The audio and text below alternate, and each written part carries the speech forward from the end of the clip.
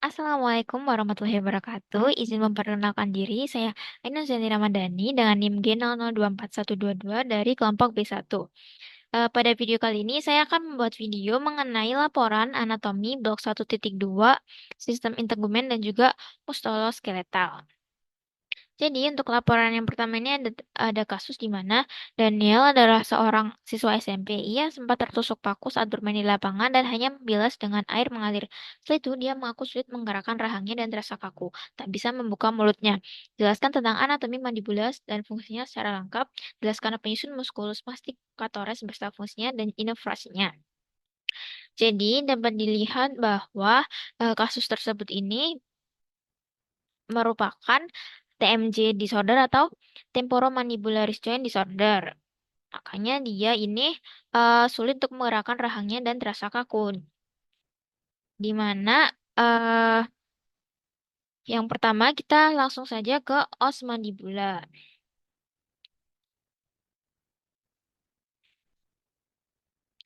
Nah, os mandibula ini terdapat bagian ramus, angulus, dan juga korpus.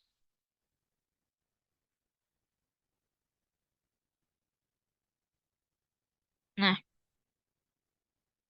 oke, jadi pada bagian frontal osmandibula ini dia punya tiga bangunan penting. Yang pertama ada processus coronoideus. Nah, processus coronoideus ini nantinya akan dilekati oleh musculus temporalis. Nah, processus coronoideus itu yang ini yang sedikit terlihat lebih runcing. Nah, eh,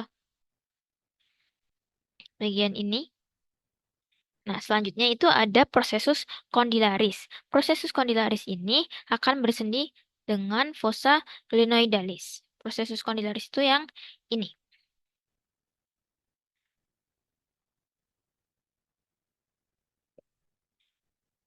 Selanjutnya,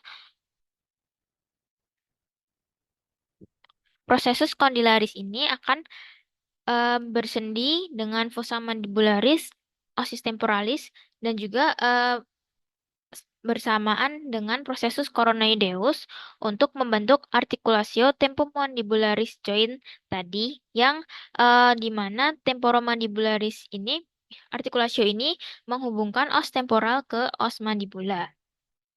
Nah, selanjutnya kita akan membahas bangunan-bangunan lain yang ada di mandibula. Yang pertama, di depan ini kan terlihat ada lubang dua di sini. Nah, itu kita sebut dengan foramen mental, di mana foramen ini akan dilalui oleh arteri, vena, dan juga nervus mentalis. Di foramen mental ini biasanya dilakukan untuk tata laksana anestesi lokal ketika oleh dokter gigi. Nah, selanjutnya ini ada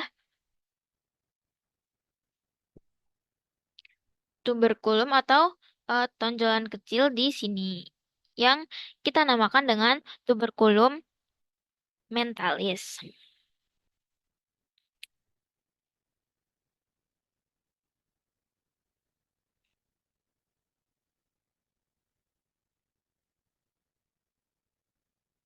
Nah, selain itu, di bagian ini juga terdapat cekungan yang dinamakan dengan incisura mandibula. Oke, lanjut. Pada bagian ini juga terdapat semacam garis-garis yang kita namakan dengan linea obliqua. Ada di sini dan juga ada di sebelah satunya.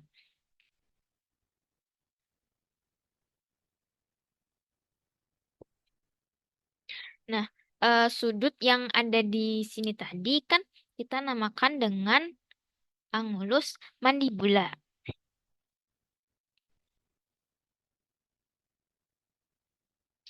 Selain itu, di sini juga terdapat bangunan protuberansia mentalis, eh, di mana peninggian ini merupakan bagian paling anterior dari os mandibula. Oke, selanjutnya kita beralih ke os mandibula pada sisi bagian inferior. Pada bagian dalam ini, itu ada bangunan penting di mana yang pertama ada angulus mandibula yang tadi merupakan sudut pada mandibula. Yang selanjutnya ada foramen mandibula, yaitu semacam lubang yang eh foramen mandibula ini akan dilalui oleh arteri, vena, dan juga nervus alveolaris inferior. Kemudian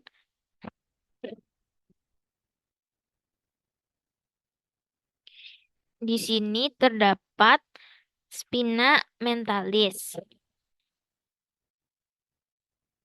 Nah, di spina mentalis ini nanti ada musculus genioglossus dan juga musculus genioglaideus. Di sini juga terdapat fossa di gastrika.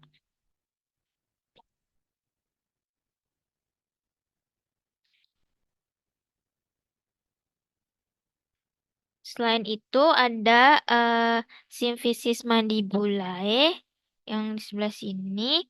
Kemudian ada tuberositas juga yang di sini kita namakan dengan tuberositas pterygoidea. Selain itu ada eh, arcus alveolaris yang terletak pada sebelah sini. Oke, ini juga merupakan gambar lain dari os mandibula. Oke, selanjutnya adalah musculus masticatori. Jadi, musculus masticatori ini punya fungsi untuk mengunyah dan juga menggerakkan mandibula. Nah, berdasarkan fungsinya ini, dia dibagi jadi dua. Yang pertama ada levator, di mana dia akan berfungsi untuk mengangkat mandibula tadi. Yang selanjutnya, yang kedua ada fungsi sebagai depresor mandibula. Fungsi depresor ini digunakan untuk menurunkan mandibula. Nah, untuk levator mandibula sendiri ini ada tiga. Yang pertama ada musculus masseter. Di sini, dia ini terletak tepat di pipi. Selain itu juga ada musculus temporalis yang di sini, tapi di sini kurang terlihat, harusnya di bagian atas ini. Nah, musculus temporalis ini ada di regio temporalis cranium. Selanjutnya ada musculus pterygoideus medialis. Yang ini, dia ini berada di posterior dari musculus buccinator. Oke, lanjut. Selain itu yang untuk fungsi ke depresornya yaitu ada musculus pterygoideus lateralis yang ini. Nah, eh, musculus pterygoideus ini terletak di profunda dari musculus masseter dan musculus temporalis. Jadi urutannya untuk dari luar ke dalam yang pertama ada musculus masseter,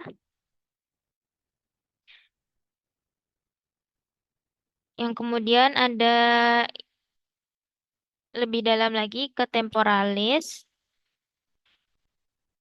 kemudian lebih dalam ke musculus pterygoideus,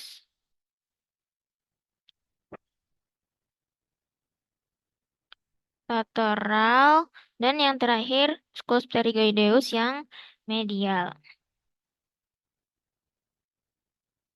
Nah, dia ini mereka ini diinervasi oleh nervus 5 cabang 3 atau nervus mandibularis. Oke, selanjutnya kita menuju ke soal yang berikutnya.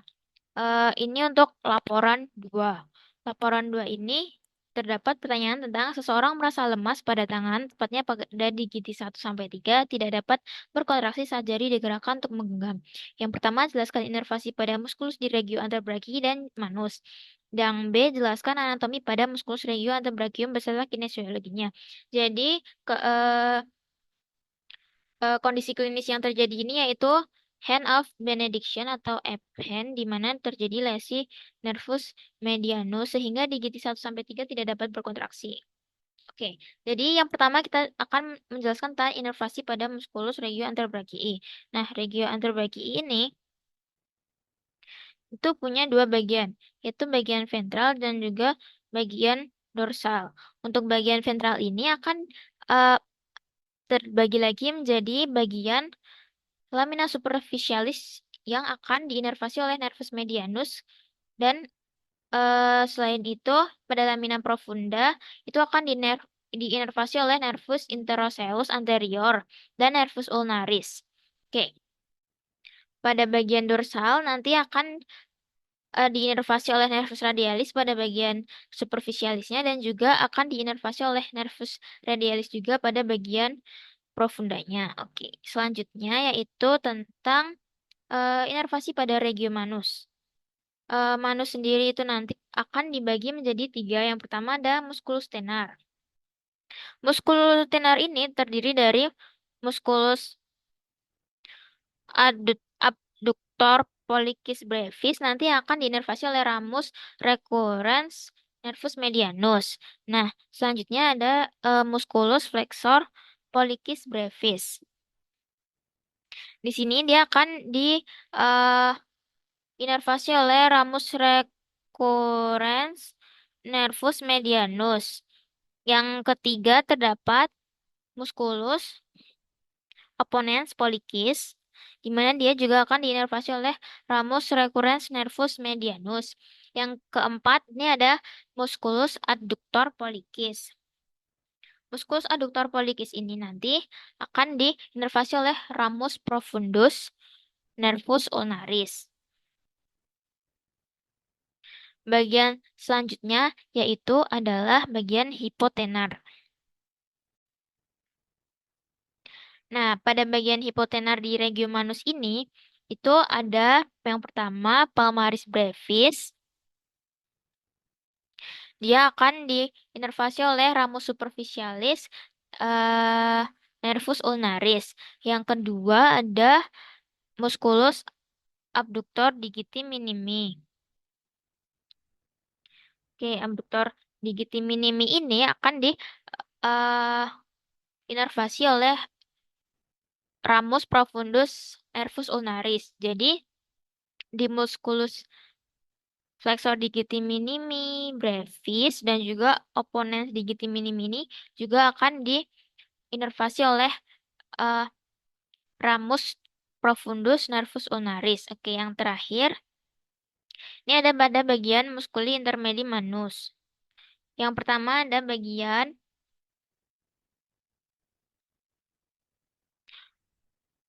lumbricales 1 hingga 2.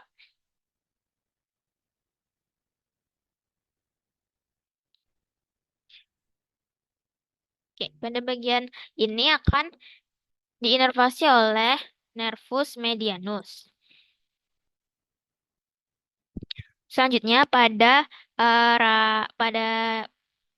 muskuli lumbricalis 3 dan juga 4 ini nanti akan diinervasi oleh nervus ulnaris. Sedangkan pada muskuli interosei palmares 3 eh interosei palmares 1 sampai 3 ini akan diinervasi oleh nervus ulnaris.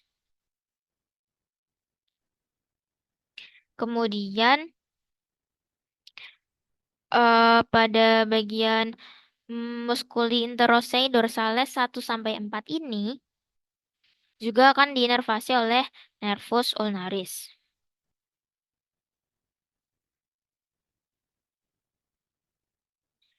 Oke, selanjutnya saya akan menjelaskan tentang eh, anatomi pada musculus regio antebrachium beserta kinesiologinya. Jadi regio antebrachium ini akan terbagi menjadi bagian ventral dan juga bagian dorsal, di mana pada bagian ventral ini akan digunakan untuk fleksi manus. Kinesiologinya sebagai fleksi manus. Nah, yang pertama ini ada lamina superficialis. Di lamina superficialis ini terdapat 5 muskulus. Yang pertama ada musculus pronator teres, kemudian ada flexor carpi radialis, kemudian ada musculus palmaris longus, ini yang terpanjang, dan juga ada musculus flexor carpi ulnaris dan juga ada eh, musculus flexor digitorum profundus. Jadi kelima ini akan berorigo di epicondylus medialis humeri dan inervasinya kecuali pada musculus flexor carpi ulnaris ini kan dia akan diinervasi oleh nervus ulnaris. Selain itu akan diinervasi oleh nervus medianus. Oke, selanjutnya kita akan berganti warna. Oke, untuk warna kuning ini akan menunjukkan bahwa dia ini termasuk dari lamina profunda. Nah, lamina profunda pada bagian ventral ini terdapat tiga. Yang pertama ada musculus flexor digitorum profundus. Ini terletak agak ke dalam. Kemudian ada musculus flexor pollicis longus. Dan juga ada musculus pronator quadratus. Nah, untuk inervasinya ini, yaitu yang pertama ada nervus interoseus anterior sebagai cabang dari nervus medianus dan juga oleh nervus ulnaris untuk bagian ulnar pada musculus flexor digitorum profundus. Oke, yang selanjutnya kita beralih kepada bagian dorsal. Nah, bagian dorsal ini juga dibagi menjadi dua. Yang pertama itu lamina superficialis.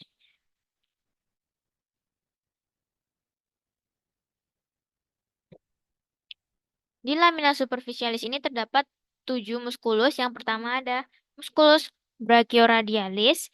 Yang kedua ada muskulus extensor carpi ulnaris longus.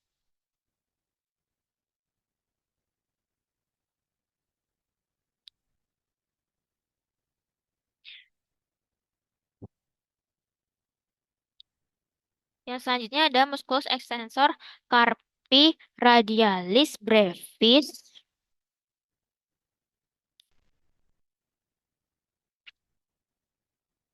Yang selanjutnya ada musculus extensor digitorum.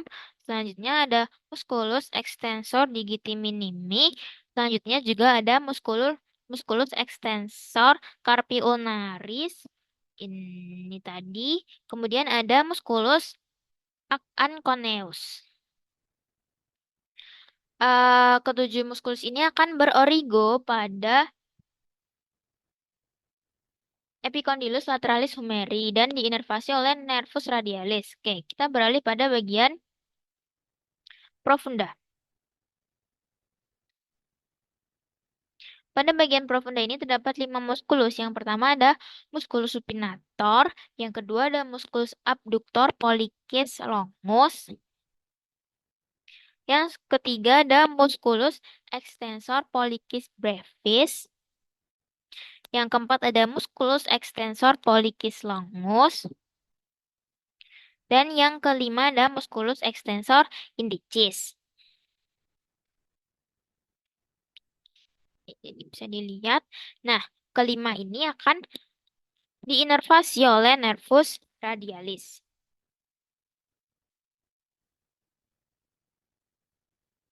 Baik, selanjutnya kita akan beralih pada laporan 3, yaitu diketahui bahwa seorang pria 23 tahun mengalami cedera lutut saat bermain futsal. Ia merasakan bunyi krek dan lututnya terasa tidak stabil. Setelah kejadian, lututnya membengkak dan sulit digerakkan. Yang pertama, kita akan menjelaskan tentang anatomi penyusun artikulasio genu, ligamentum memperkuat artikulasio genu, dan juga anatomi os femur. Oke, jadi artikulasio genu ini berfungsi sebagai fleksi dan juga rotasi internal pada sendi lutut di distal. Nah, tipe persendian dari artikulasio genu ini merupakan persendian ganglimus atau engsel, di mana terdapat 3 artikulasio. Yang pertama ada artikulasio femoropatellaris di dekat patella. Yang selanjutnya ada artikulasio meniscofemoralis di sini. Dan juga ada artikulasio meniskotibial. Oke.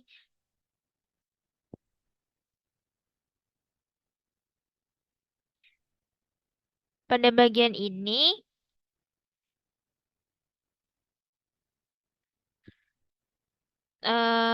juga terdapat bursa suprapatellaris. Pertanyaan yang kedua yaitu ligamen yang memperkuat dari artikulasio genu. Jadi ada 5 ligamen. Yang pertama adalah ligamen kolateral medial.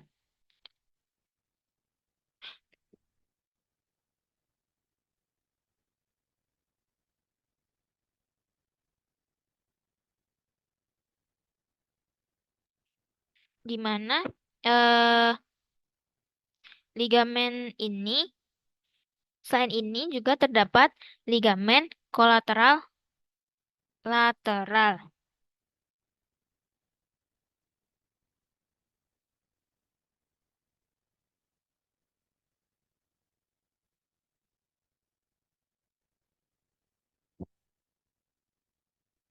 Kolateral. Oh ya, ligamen kolateral medial tadi ini juga disebut dengan ligamen kolateral fibular. Oke, sini. Oke, selanjutnya tadi ada ligamen kolateral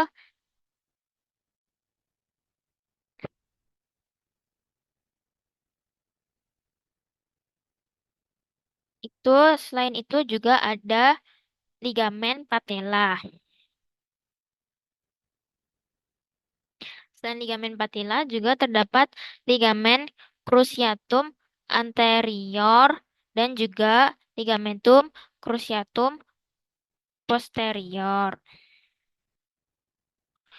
Selain itu juga terdapat ligamentum transversum genu. Eh,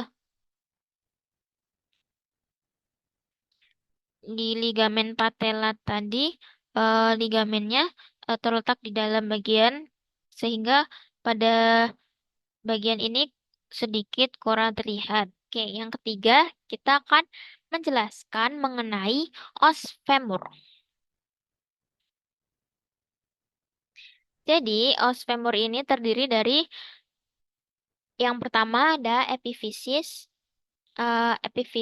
proximalis, yang kedua ada diafisis, yang ketiga ada epifisis distalis. Jadi, yang pertama kita akan membahas tentang bagian-bagian os femur yang termasuk di epifisis proximal.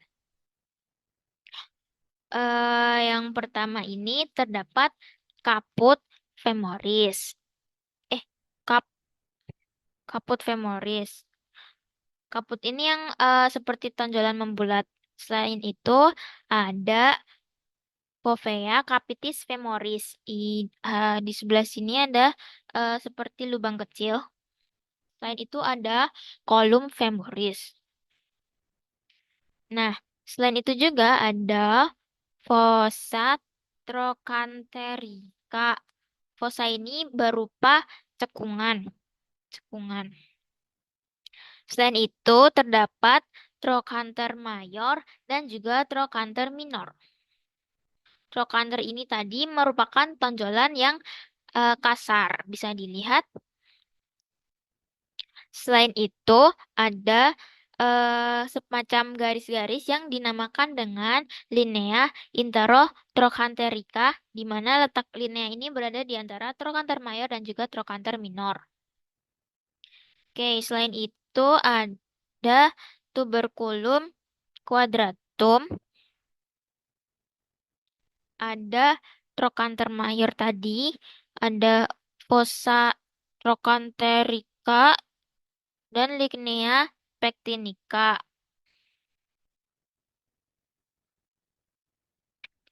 Oke, kita lanjut ke bagian diafisis. Bagian diafisis ini itu ada yang pertama corpus femoris.